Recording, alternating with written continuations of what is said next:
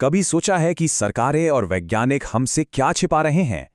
आज हम उसी एक सवाल की तह तक जाएंगे जो सदियों से इंसान को परेशान करता रहा है। क्या हम अकेले हैं? क्या एलियंस सच में मौजूद हैं? जरा एक पल के लिए सोचिए कि अगर इस पूरे ब्रह्मांड में हम अकेले नहीं हैं तो। ये एक ऐसा सवाल है जो हमारी आज की पूरी पड़ताल को एक नई दिशा देगा। अब ये नंबर देखिए, 40 अरब। वैज्ञानिकों का अंदाजा है कि सिर्फ हमारी अपनी मिल्की वे गैलेक्सी में 40 अरब ऐसे ग्रह हो सकते हैं जहां जिंदगी पनप सकती हो। ये तो दिमाग घुमा देने वाला आंकड़ा है ना। और यही बात हमें हमारे पहले हिस्से पर लाती है। ब्रह्मांड इतना बड़ा है, इतना विशाल है कि ये सोचना भी मुश्किल लगता है कि सिर्फ हम ही अकेले हों। मतलब गणित के हिसाब से भी ये लगभग नामुमकिन है। तो इस संभावना को सिर्फ ख्यालों में नहीं बल्कि साइंस के नजरिए से भी देखा गया है। 1961 में डॉक्टर फ्रैंक ड्रेक ने एक फॉर्मूला बनाया। इसे ड्रेक इक्वेशन कहते हैं। अब ये थोड़ा कॉम्प्लिकेटेड लग सकता है, पर आसान भाषा में ये बस एक हिसाब लगाने का तरीका है कि हमारी आकाशगंगा में कितनी एडवांस सिविलाइजेशंस हो सकती हैं जो हमसे बात कर सकती हैं। और पता है क्या, जब इसमें सबसे कम संभावना वाले नंबर भी डालते हैं ना, तब भी जवाब हजारों या लाखों में आता है। तो फिर सबसे बड़ा सवाल यही उठता है कि अगर आसमान में इतनी पार्टियां चल रही हैं तो हमें अब तक कोई आवाज क्यों नहीं आई? सब हैं कहां?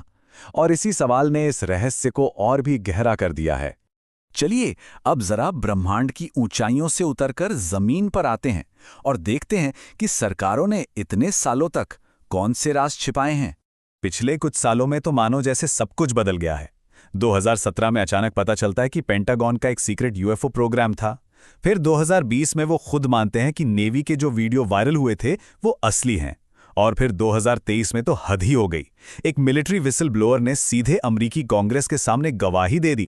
ये कोई छोटी बात नहीं थी। जब पेंटागन यानी अमेरिका का रक्षा मंत्रालय खुद कहता है कि हाँ ये वीडियो असली हैं, तो ये मामला मजाक मस्ती से निकलकर सीधा नेशनल सिक्योरिटी का बन जाता है। और फिर आई डेविड ग्रेश की गवाही। ये कोई आम इंसान नहीं बल्कि एक एक्स इंटेलिजेंस ऑफिसर थे। उन्होंने कांग्रेस के सामने शपथ लेकर कहा कि अमेरिका के पास न सिर्फ दूसरे ग्रहों से आए क्राफ्ट हैं बल्कि नॉन ह्यूमन बायोलॉजिक्स भी हैं। मतलब साफ साफ कहें तो एलियन पायलटों की बॉडीज। और सोचिए, कांग्रेस के सामने शपथ लेकर झूठ बोलना एक बहुत बड़ा जुर्म है और सरकार ने आज तक इन दावों को सीधे सीधे नकारा भी नहीं है। अच्छा, ये तो हुई हाल की बातें, पर यह सिलसिला तो दशकों से चला आ रहा है। चलिए कुछ सबसे मशहूर मामलों पर नजर डालते हैं जो आज भी एक रहस्य बने हुए हैं। इसमें सबसे पहले नाम आता है 1947 के रॉसवेल का। सोचिए, अमेरिकी सेना पहले दिन प्रेस रिलीज जारी करती है कि उन्हें एक उड़न तश्तरी मिली है और अगले ही दिन कहानी पूरी तरह पलट जाती है। कहते हैं अरे नहीं, वो तो बस एक मौसम का गुब्बारा था। बस यही एक दिन का फर्क, इसी ने रॉसवेल को इतिहास की सबसे बड़ी यूएफओ मिस्ट्री बना दिया। और भी कई चौंकाने वाले मामले हैं, जैसे 1997 में फीनिक्स लाइट्स। हजारों लोगों ने, यहां तक कि उस वक्त के गवर्नर ने भी आसमान में मीलों चौड़ी वी शेप की एक खामोश चीज देखी और सरकार का जवाब वो तो बस फ्लेयर्स थे।